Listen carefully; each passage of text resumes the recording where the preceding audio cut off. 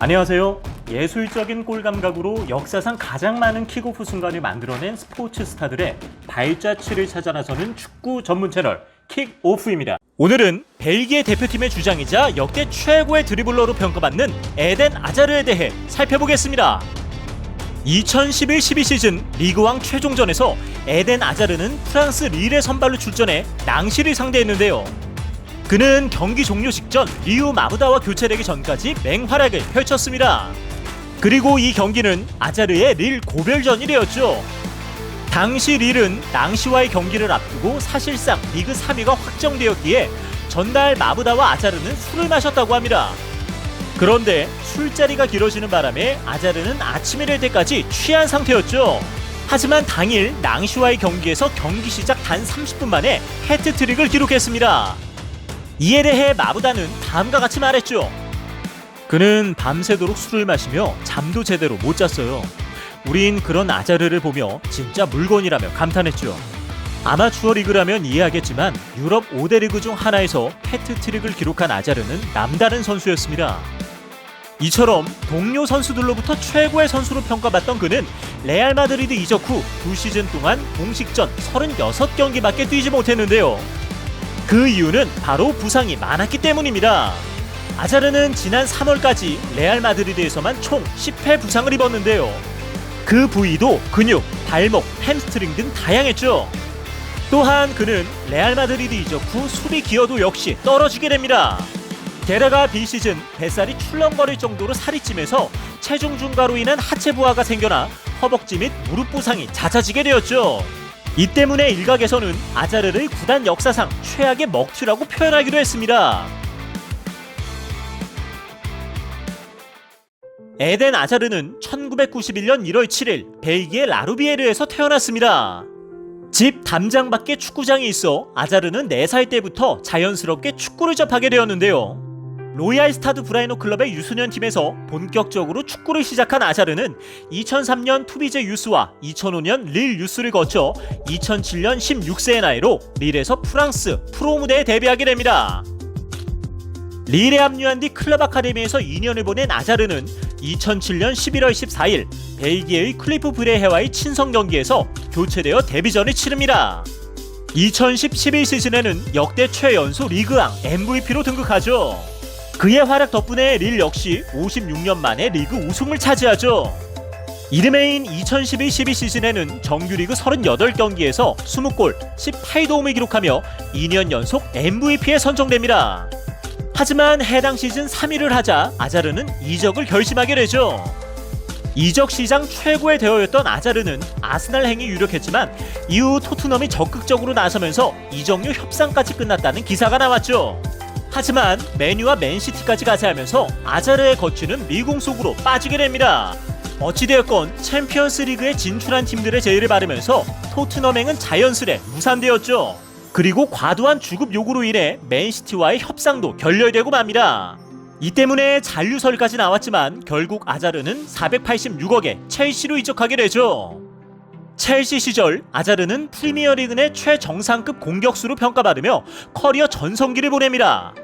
메시, 네이마르와 더불어 최고의 온더블 능력을 보였고 스피드 있는 드리블로 수비수를 몰고 다니며 이타적인 플레이와 좋은 결정력으로 득점까지 생산해냈습니다. 게다가 밸런스까지 좋아 넘어지는 일도 거의 없었기에 부상조차 당하지 않는 편이었죠. 그래서 대부분의 경기에서 풀타임 주전으로 활약할 수 있었습니다. 2012-13 시즌 프리미어리그 개막전에서 위건 애슬레틱을 상대로 6분 만에 2어시스트를 기록하며 팀의 2대0 승리를 이끌어 경기 MVP에 선정되죠. 2라운드 레딩전에서는 3어시스트를 기록하며 MOM에 선정됩니다. 불과 2경기 만에 5어시스트를 달성하며 첼시 팬들의 주목을 받죠. 3라운드 뉴캐슬전에서는 페널티킥으로 선제골을 넣었고 토레스의 득점을 어시스트하며 팀의 승리를 이끌었습니다. 이로써 3경기 연속 멀티 공격 포인트를 달성하죠. 리그 7라운드 노리치전에서는 전반 31분 노리치의 코너킥을 걷어낸 후 마타가 공을 이어받아 왼쪽 측면으로 파고드는 아자르에게 연결합니다. 이때 아자르가 오른발로 툭 건드린 볼이 팀의 3번째 골이 되었는데 이는 첼시 이적 후 아자르의 첫 필드골이기도 했습니다. 8라운드 토트넘 원정에서는 후반전 킬패스로 마타의 역전골을 어시스트해 승리를 견인했죠. 하지만 리그컵 4강 2차전 스완지 원정에서 시간이 촉박해지자 아자르는 골라인 밖으로 나간 공을 볼보이에게서 재빨리 가져오려다 볼보이의 갈비뼈를 차버립니다. 이 때문에 스완지 팬들은 엄청난 야유를 퍼부었고 선수들까지도 격하게 흥분했죠. 당시 크리스포의 주심은 간신히 선수들을 진정시킨 후 아자르에게 레드카드를 내밉니다. 이로써 아자르는 3경기 출장 금지를 당했고 첼시는 대회 탈락에 수모를 겪죠. 리그 26라운드 위건과의 경기에서 징계로부터 복귀한 아자르는 후반 11분 골을 넣으며 건재함을 알립니다. 유로파리그 32강 2차전에서는 후반 21분에 교체 투입되어 극적인 동점을 만들어내며 16강 진출을 이끌죠. FA컵 8강 메뉴전에서는 2대0으로 지고 있던 후반 6분에 교체 투입되어 6분 만에 환상적인 가마차기 슛으로 많은 골을 만들어내며 2대2 동점을 이끈 주역이 됩니다. 이처럼 아자르는 팀이 지고 있던 상황을 반전시키는 키플레이어로서 맹활약을 펼쳤죠. 2013-14 시즌에도 아자르는 팀 내 에이스로서 공격의 핵심 역할을 수행했는데요. 후한 마타 없이도 꾸준한 활약을 펼치며 절대적인 영향력을 보였습니다.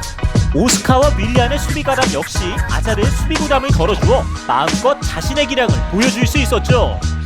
아스톤빌라와의 3라운드 경기에서는 전반 5분 만에 오스카의 패스를 받아 때린 아자르의 터닝슛이 골키퍼와 수비수를 3쿠션으로 맞고 들어가면서 기분 좋게 시즌을 시작합니다. 8라운드 카디프전에서는 0대1로 뒤진 상황에서 동점골을 만들어냈고 후반 막판에 역전골까지 터뜨리며 팀의 승리를 견인하죠. 14라운드 썬더랜드전에서는 필 바슬리에 맞서 압도적인 경기력을 보여줍니다. 0대1로 끌려가던 상황에서 볼을 잡은 아자르는 전반 17분 상대 진영 페널티 박스 왼쪽에서 재치있게 볼을 찍어 올려 램파디의 헤딩골을 어시스트하죠. 전반 36분과 후반 17분에는 화려한 드리블 돌파 후 강력한 오른발 슛으로 멀티골을 터뜨립니다. 이날 아자르는 마치 상대 선수가 없는 것처럼 12개의 드리블 돌파와 91%의 패스 성공률, 4개의 키패스를 기록했죠. 이처럼 아자르와의 경기에서 상대팀은 이기는 순간에도 순식간에 역전패를 당하는 경우가 많았습니다. 2013년의 마지막 경기인 19라운드 리버풀전에서는 환상적인 오른발 가마차기로 동점골을 터뜨리며 역전의 발판을 만들었고 이후 전매 특허인 드리블 돌파로 상대 수비를 뒤흔들었죠. 2014년 2월 9일 뉴캐슬과의 25라운드 경기에서는 전반 29분 이바노비치의 땅볼 크로스를 받아 선제골을 기록합니다. 전반 34분에는 에투가 상대의 코너킥을 역습 기회로 만드는 패스를 아자르에게 건네면서 추가골을 터뜨리죠. 이어 후반에는 페널티킥까지 성공시키며 해트트릭을 달성해 첼시의 리그 1위 탈환에 1등 공신이 됩니다. 28라운드 풀럼전에서는 멋진 라보나 크로스를 선보이며 이 어시스트를 기록해 팀의 승리를 이끌었으며 29라운드 토트넘전에서는 페널티킥을 유도하며 팀의 4대0 대승에 힘을 보탰습니다. 그리고 31라운드 아스널전에서는 전반 17분 아자르가 가마찬 슈팅이 상대 골키퍼를 지나 골대 안으로 들어가는 것을 상대 미드필더 옥스 체인벌린이 손으로 쳐내면서 페널티킥을 얻어내 가볍게 성공시킵니다. 해당 시즌 14골 7도움을 기록한 아자르는 첼시 팬들이 선정한 올해의 선수로 선정되죠. 2014-15 시즌 2라운드 레스터시티전에서 한 골을 터뜨린 아자르는 경기 후 인터뷰에서 다음과 같은 말을 남깁니다. 코스타와 세스크가 왔기에 이제 내 플레이에만 집중할 수 있다. 실제로 아자르는 4라운드 스완지전에서 1대1로 비기던 후반 상대 측면을 무너뜨리며 코스타의 역전골에 기여합니다. 후반 35분에는 재빠른 드리블로 상대 수비 2명을 순식간에 제치고 오스카에게 패스했고 오스카가 원터치 패스로 레미에게 공을 연결해 팀의 4번째 골을 만들어내죠. 이렇게 아자르의 활약에 힘입은 코스타는 해트트릭을 달성했고 팀은 4대2로 승리를 거두었습니다. 10월 22일 챔피언스리그 조별리그 3라운드 마리보르전에서는 후반 8분 아자르의 크로스가 상대 수비수의 발에 맞고 들어가 4대0이 되었고 경기 종료 1분 전 아케가 찔러준 롱패스를 드리블 돌파에 이어 슈팅으로 연결하며 6대0 대승에 기여합니다. 2014년 아자르는 세스크와 코스타의 맹활약으로 비중이 줄어들 것으로 전망되었지만 오히려 전 시즌보다 훨씬 더 매서운 움직임을 보이며 기존의 단점들까지 완벽히 보완했다는 평을 받습니다. 그동안 보였던 불필요한 개인기를 줄이고 공격 대신 찬스메이커로서 존재감을 더 키웠죠. 나아가 호날두와 메시를 잇는 발롱도르 후보자로 거론되기도 했습니다.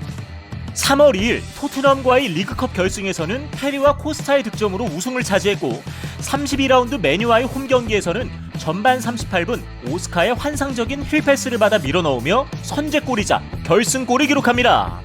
그리고 35라운드 크리스탈 팰리스전에서 페널티킥을 얻어내 성공시키면서 마침내 프리미어리그 우승까지 달성해 첼시의 2관왕을 확정짓습니다. 해당 시즌 맹활약을 펼친 아자르는 PFA, FWA, 프리미어리그 올해의 선수 3관왕을 차지합니다. 하지만 2015-16 시즌부터는 그동안의 부진과 혹사 등으로 인해 좋은 기량을 보여주지 못합니다. 5라운드 에버턴전에서는 최악의 플레이를 보여주며 수없이 역습을 허용했죠. 특유의 볼 컨트롤 역시 불안정해 상대 수비에 의해 끊기기 일쑤였습니다. 일각에서는 무리뉴의 잘못된 로스터 운영 때문이라는 평가도 있었지만 이와 별개로 아자르의 자기관리 실패가 한몫했다는 목소리도 많았죠. 결국 9라운드부터 벤치를 지키게 된 아자르는 자신의 페이스북에서 레알 마드리드 이적설에 좋아요를 눌렀고 아자르가 팀 동료들에게 첼시를 떠나고 싶다는 말을 한 것으로 전해지면서 이적설이 돌기 시작합니다. 게다가 경기 중 교체되어 나가면서 무리뉴 감독한테 눈길 한번 주지 않는 태도 때문에 불화설에 불을 지피게 되죠. 그런데 2016-17 시즌부터 자신의 컨디션이 되찾은 아자르는 중앙지향적인 플레이를 하면서 상대 수비진의 혼을 빼놓습니다. 3라운드 번리전에서는 혼자서 선제골을 만들어냈고 9라운드 맨유전에서는 중앙과 사이드를 자유자재로 오가며 상대 수비를 흔들어 4대0 대승을 이끌면서 MOM으로 선정되죠. 10라운드 사우스햄튼과의 경기에서도 선제골을 기록하며 3경기 연속골 달성은 물론 2경기 연속 MOM으로 선정됩니다.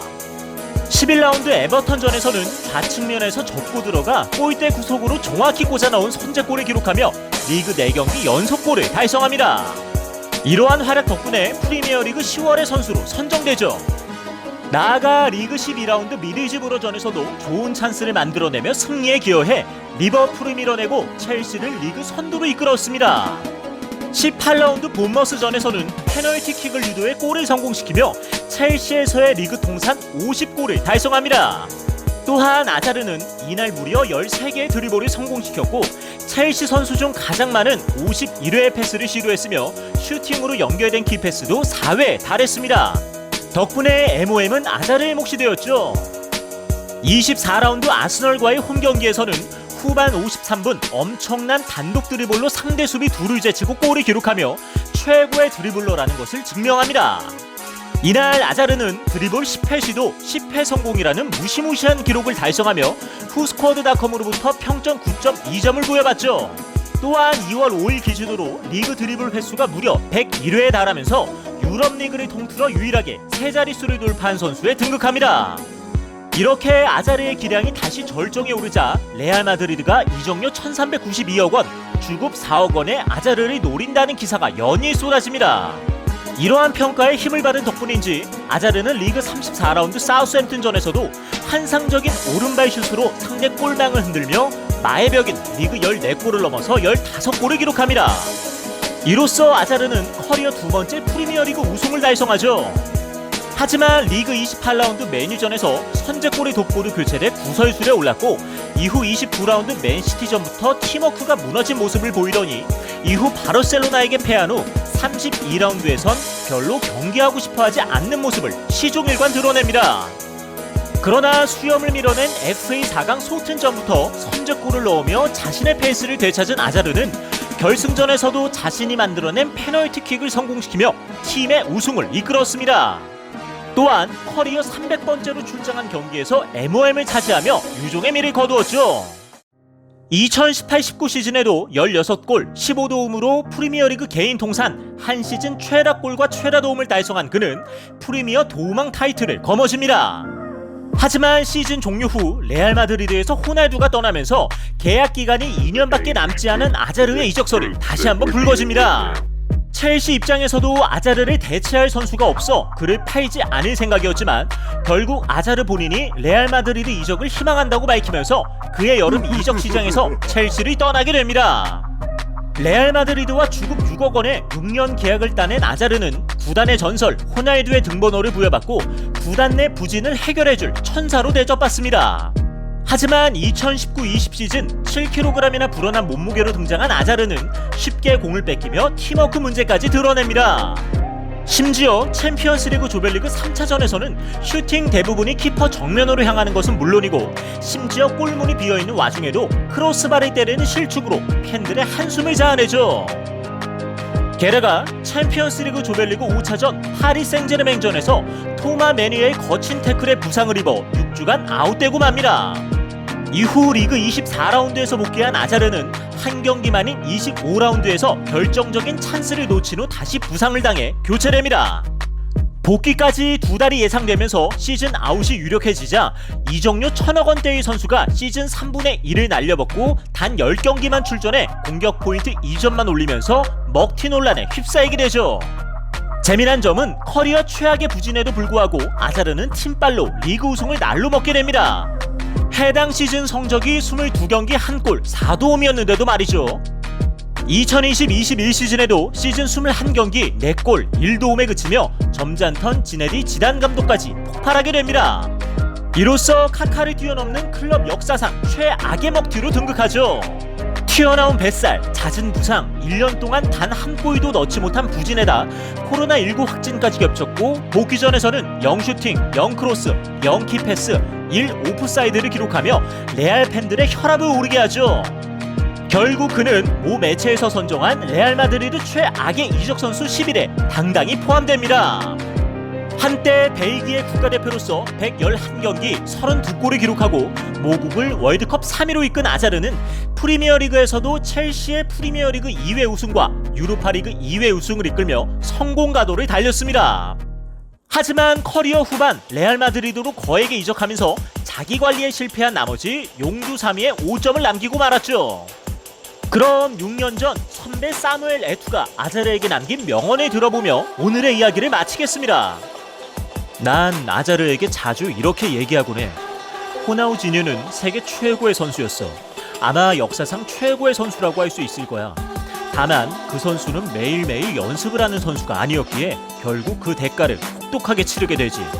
네가 호나우지뉴 또는 메시라고 할지라도 연습을 게을리한다면 2년 후에 너는 잊히게 되고 다른 신인이 너의 자리를 차지하게 될 거야. 지금까지 첼시 역사상 최고의 윙어로 전성기를 보내고도 레알 마드리드에서 최악의 먹튀가 되어버린 에덴 아자르에 대해 살펴보았습니다. 오늘의 주제와 관련하여 더 궁금하신 점이 있다면 하단 고정 댓글에 있는 오픈 채팅을 사용하여 언제든지 문의해 주십시오. 저희 킥오프는 더욱 흥미로운 내용으로 여러분께 다시 인사드리겠습니다. 시청해 주셔서 감사합니다.